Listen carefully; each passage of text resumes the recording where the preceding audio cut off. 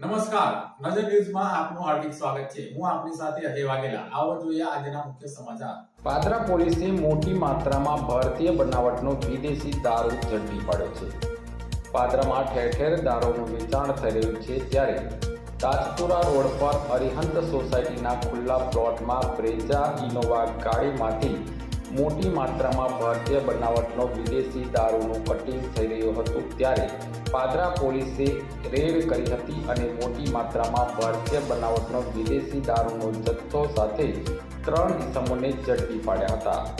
પાદરા પોલીસે વિવિધ બ્રાન્ડનો ભારતીય બનાવટનો દારૂના જથ્થા સાથે બ્રેઝા ઇનોવા કાર, મોબાઈલ મળી કુલ ₹12,85,400 રૂપિયાનો મુદ્દામાલ સાથે આરોપી મોહિત અનિલકુમાર ફુલવાની રહે વડોદરા, રાજેન્દ્રસિંહ કેસરીસિંહ રાઠોડ રહે રાજસ્થાન, મોનિકા સિરેશભાઈ ચૌધરી રહે વડોદરા નાઓની અટકાયત કરીને આ દારૂ ક્યાંથી લાવ્યો છે ને ક્યાં પહોંચાડવાનો હતો તે દિશામાં તપાસ હાથ ધરી છે.